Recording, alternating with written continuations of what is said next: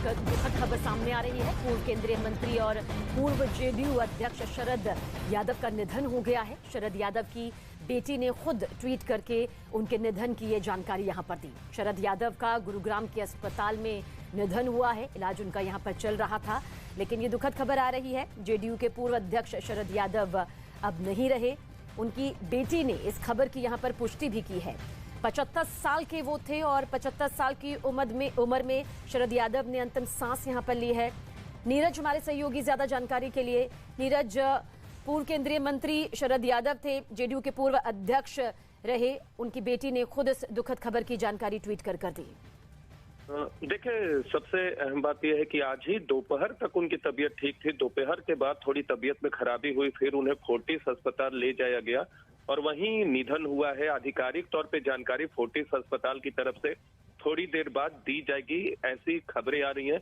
लेकिन उनके करीबियों से बात हुई, उनकी बेटी ने फेसबुक पोस्ट किया है और उसमें इस बात का जिक्र किया कि उनके पिताजी नहीं रहे। देखिए, शरद यादव के करियर की अगर बात करें तो 75 साल के अपने जीवन में उन्होंने एक लंबा राजनीतिक सफर तय किया था और सबसे लंबा करियर उनका जनता दल और जनता दल यूनाइटेड में रहा।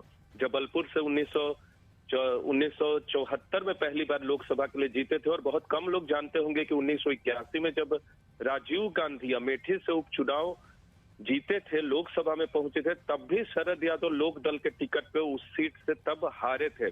7 बार लोकसभा के लिए, 3 बार राज्यसभा से वो सांसद चुने गए और इसके अलावा जेडीयू के अध्यक्ष तो थे ही, एनडीए के कन्वेनर भी रह चुके थे। अंतिम क्षण में, आपको याद होगा 2018 में उन्होंने अपनी पार्टी का गठन किया और वो पार्टी बहुत सफल नहीं रही और उसके बाद आरजेडी में वो शामिल हुए। उनकी बेटी कांग्रेस का दामन थाम चुकी थी। लेकिन शरद यादव का एक लंबा करियर, खासकर एनडीए के कन्वेनर के तौर पे, जब अटल बिहारी वाजपेयी की सरकार थी तब मंत्री थे और उसके पहले जनता दल और लोक दल में उनका एक लंबा करियर रहा है। तो एक बड़े राजनेता का निधन कहेंगे, जिनकी एक छवि थी, समाजवादी विचारधारा से आते थे और आज उनका निधन हुआ है फोर्टिस अस्पताल में। गुड़गांव के 75 साल के थे। जी बिल्कुल नीरज, जो समाजवाद वाली जो राजनीति थी उसके चलते वो जनता के मन में एक पैठ बना चुके थे। शायद यही वजह है कि बिहार की राजनीति में भी उन्होंने अपनी एक महत्वपूर्ण भूमिका निभाई और इस सियासी सफर में कई उतार चढ़ाव उन्होंने देखे। समर्थकों की एक लंबी फहरिस्त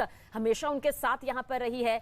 लेकिन जिस तरह से दोपहर तक में भी लग नहीं रहा था, अचानक से ये होना, क्या भी थोड़ा इंतजार यहां पर किया जाए? हालांकि उनकी बेटी ने खुद इस बात की पुष्टि कर दी है, पर फिर भी किस तरह से अचानक से उनकी सेहत बिगड़ी, इस बारे में क्या कोई जानकारी मिल पा रही है?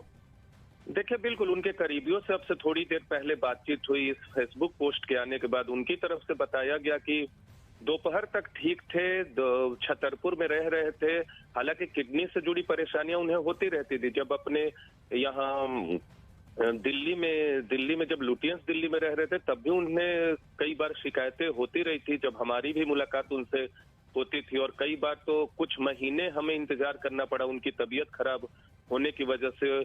और अभी छतरपुर में रह रहे थे, किडनी में खराबी थी, उसका इलाज उनका चल रहा था। लेकिन आज वो ठीक थे। आफ्टरनून में, यानी दोपहर में के बाद उन्हें कुछ दिक्कतें आई और फिर परिवार वाले उन्हें फोर्टिस अस्पताल लेकर गए। ये जानकारी आधिकारिक तौर पे कितने बजे अस्पताल ले जाया गया, इस बारे में अभी उनके करीबियों की तरफ से नहीं बताया गया है। लेकिन हाँ, ये खबर की जानकारी उनकी बेटी ने और उनके करीबियों से भी हमें मिल गई है कि गुड़गांव के फोर्टिस अस्पताल में उनका निधन हुआ है और बीमार चल रहे थे। लेकिन आज सुबह तक या दोपहर तक उन्हें किसी तरह की शिकायत नहीं थी और अनकॉन्शियस हुआ और उसके बाद उन्हें अस्पताल ले जाया गया, जहां उनका निधन हुआ। नीरज, कहा जा सकता है कि परिवार के लिए तो ये बेहद दुखद क्षण है ही, साथ ही राजनीति में भी एक अपूर्णीय क्षति इस वक्त कही जा सकती है।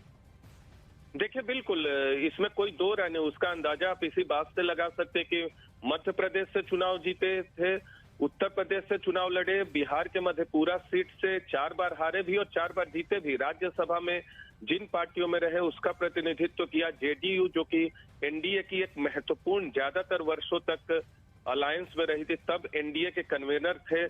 फिर जेडीयू ने जब नाता तोड़ा तब भी नीतीश कुमार के साथ थे। नीतीश कुमार से उनकी पट्टी नहीं, उन्होंने एक नई पार्टी बनाई। हालांकि वो पार्टी सफल नहीं हो सकी, न तो चुनावी तौर पे न तो जनता के बीच में बाद में वो खुद आरजेडी में शामिल हुए, तब तेजस्वी यादव की मौजूदगी में शामिल हुए थे यहीं दिल्ली में।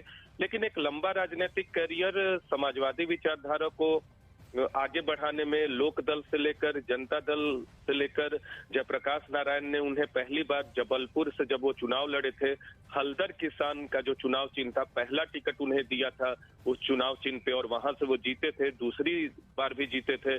युवा लोकदल के अध्यक्ष थे और युवा लोकदल के अध्यक्ष रहते हुए उन्होंने चुनाव जीता था।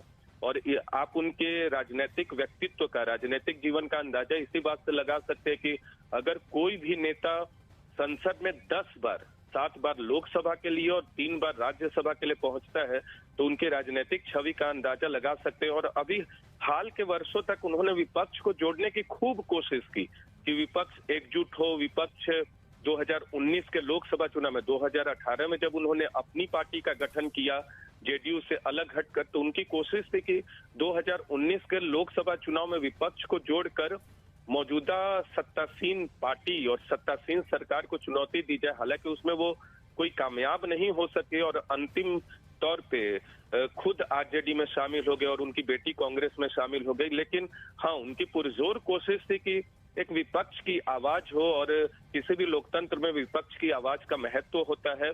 और उनका आधार राजनीतिक तौर पे इतना व्यापक था और इतना लंबा रहा है जिसकी कमी खलेगी आने वाले दिनों में विपक्ष के तमाम नेताओं को, और न सिर्फ विपक्ष के बल्कि सत्ताधारी पार्टी के नेताओं को भी खलेगी। क्योंकि एनडीए के कन्वीनर के तौर पे जब थे तो वो बीजेपी के साथ थे और मंत्री भी जब थे तो अटल बिहारी वाजपेयी सरकार में मंत्री थे। तो ये तमाम चीजें जो है वो बहुत ही अहम रही हैं उनके राजनीतिक करियर की। तो एक शून्य जरूर कहेंगे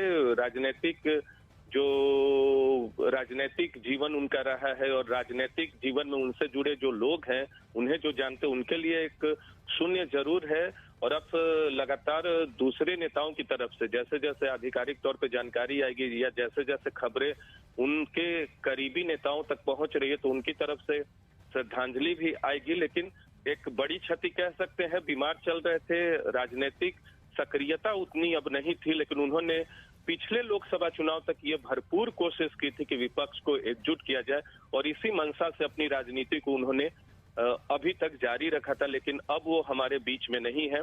गुड़गांव के फोर्टिस अस्पताल में उनका निधन हुआ है। आज अचानक तबीयत बिगड़ी। जो न्यूज 18 इंडिया पे अभी दर्शक हमसे जुड़े हुए हैं उन्हें एक बार फिर बता दें कि शरद यादव जो कि लोक दल से जुड़े थे, जनता दल से जुड़े रहे थे, फिर जेडीयू के बतौर अध्यक्ष लंबे समय तक रहे, एनडीए के कन्वीनर के तौर पे उन्होंने काम किया, अब वो हमारे बीच में नहीं है। नीरज, आप हमारे साथ बने रहिएगा। अमिताभ जी भी हमारे साथ इस वक्त मौजूद हैं। अमिताभ जी, क्या कुछ कहा जा सकता है? बेहद दुखद खबर। पूर्व केंद्रीय मंत्री शरद यादव, जेडीयू के पूर्व अध्यक्ष, सियासत का पूरा एक युग उन्होंने न सिर्फ देखा बल्कि उस अनुभव को जनता के बीच में पहुंचाया भी। एक अपूर्णीय क्षति।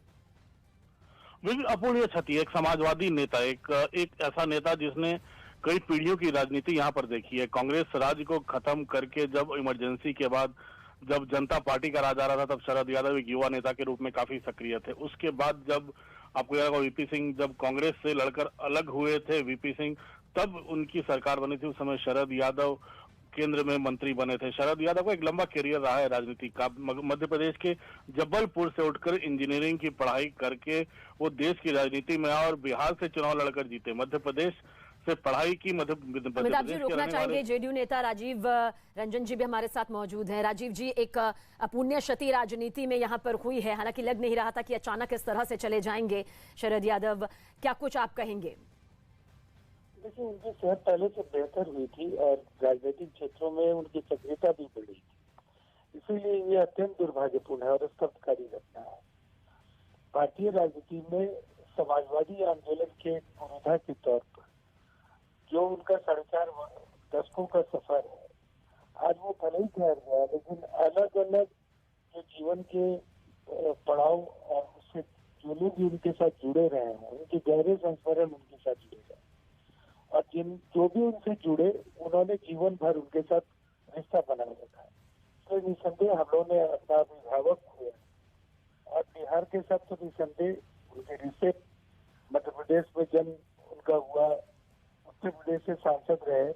लेकिन बिहार को हम लोग उनकी कर्म भूमि मानते हैं।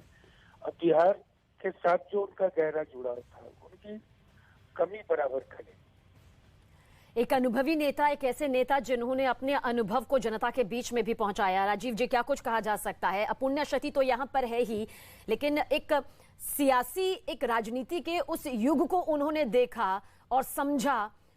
कई पार्टियों से जुड़े रहे, समाजवाद वाली विचारधारा को उन्होंने हमेशा आगे बढ़ाया। बिहार की राजनीति में खास पैठ रही, जनता के बीच सीधा वो पहुंचे। ऐसे में कहा जा सकता है कि ये भरपाई हो नहीं पाएगी।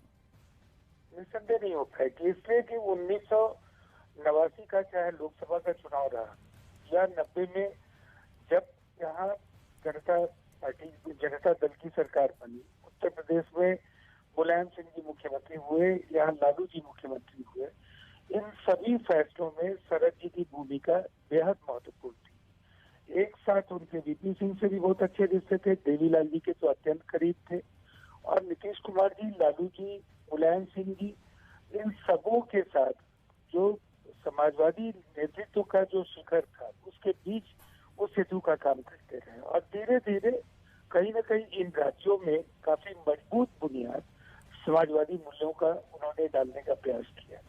इसलिए वो कहीं न कहीं जो रोम रोम में उनके विचार और जो उनका किया हुआ कार्य है, वो सबके अंदर समाहित है। राजीव जी, छात्र राजनीति से संसद तक का उन्होंने सफर तय किया। एमपी और यूपी से लेकर बिहार तक शरद यादव का जो सफर रहा है, उतार चढ़ाव भरा रहा। ऐसे में कहा जा सकता है कि जब भी एक अनुभवी दिग्गज जनप्रतिनिधि जाते हैं तो जाहिर सी बात है एक दिशा और दशा तय करने वाले, खासतौर से विपक्ष को एकजुट करने की भी कोशिश भरपूर उनकी तरफ से यहां पर होती रही है। एक ऐसी क्षति हो जाती है जिसे वाकई इतिहास के पन्नों में जाकर समझना भी जरूरी हो जाता है, क्योंकि वो अनुभव है जो आने वाली पीढ़ी जो खासतौर से सियासत से जुड़ती है, उसके लिए एक खास मिसाल भी वो रहे। देखिए, निसंदेह लोग तो आए, ज्यादातर लोग 77 में लोकनायक जयप्रकाश नारायण जी के आंदोलन के दर्द से निकल करके, लेकिन शरद जी तो उसके पहले जबलपुर यूनिवर्सिटी के प्रेसिडेंट भी हुए और उसके पहले सांसद हो चुके थे। शरद जी पहली कतार के उन युवा नेताओं में थे जिन्हें हम कह सकते हैं कि शीर्ष पर बैठे नेताओं के पास जिसकी स्वीकार्यता सबसे ज्यादा, और उनके साथ एक वैचारिक तौर पर तो लोगों का जुड़ाव था ही, जो जुड़ते थे वो भावनात्मक तौर पर भी उनके साथ जुड़ जाते थे और उनके निजी रिश्ते उनके साथ बनते थे, जो आज की राजनीति में जिसका सर्वथा अभाव दिखता है। मुझे और जगह से भी कॉल्स आ रहे हैं। तो राजीव रंजन जी हमारे साथ यहाँ पर जुड़े हुए हैं, लेकिन इस बीच आपको ये बताना जरूरी हो जाता है कि किस तरह से राजनीति की पहली सीढ़ी कही जाने वाली जो छात्र राजनीति होती है, वहीं से शरद यादव ने अपने सफर की शुरुआत की और सियासत के पूरे युग को यहाँ पर जिया भी, अनुभव भी किया। कई उतार चढ़ाव इस दौरान उन्होंने यहाँ पर देखे।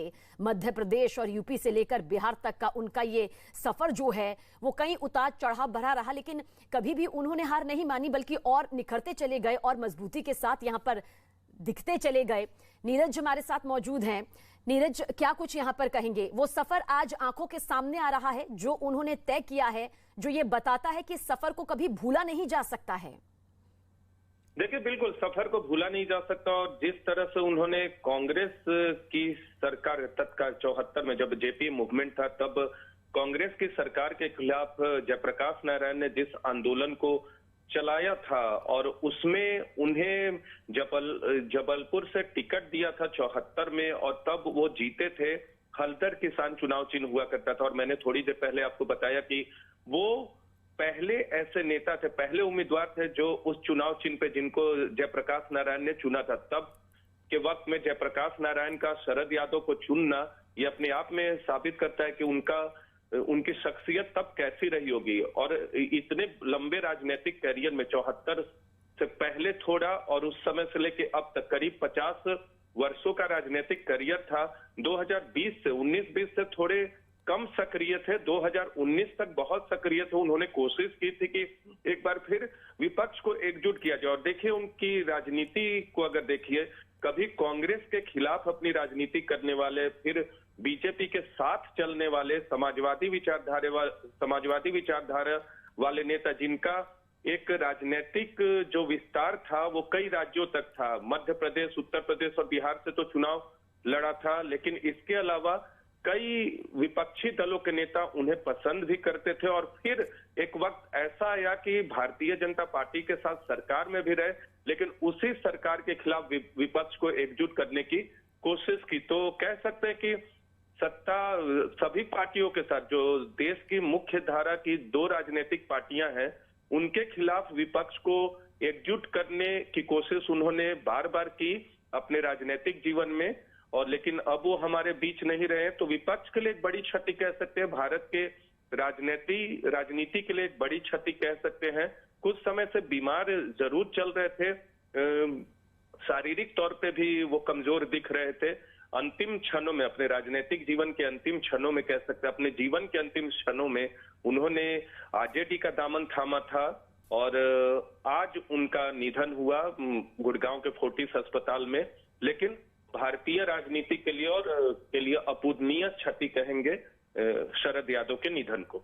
और किसी ने सोचा भी नहीं था कि अचानक इस तरह से अलविदा वो कह देंगे, क्योंकि सेहत तो खराब चल रही थी, कुछ दिक्कतें थी शारीरिक तौर पर, जिनका इलाज भी वक्त वक्त पर जारी था, पर अचानक से वो अलविदा कह देंगे। और आज भारतीय राजनीति, समाजवादी वर्ग की एक बुलंद आवाज, जिसे हर किसी ने यहाँ पर सुना, समझा, वो इस तरह से खामोश आज हो चुकी है। किसी ने अचानक से ये खबर इस वक्त आएगी सोचा यहाँ पर नहीं था। नीरज, कहा जा सकता है कि भले ही उनका जन्म मध्य प्रदेश में हुआ, लेकिन जिस तरह से मध्य प्रदेश, उत्तर प्रदेश, बिहार की राजनीति में न सिर्फ वो दाखिल हुए बल्कि अपना परचम भी लहराया, जो उतार चढ़ाव यहाँ पर आए उन्हें जिंदगी का अनुभव बनाते हुए वो आगे लेकर चले। अब ये दिशा निर्देश आने वाली पीढ़ी को भी मिलेगी।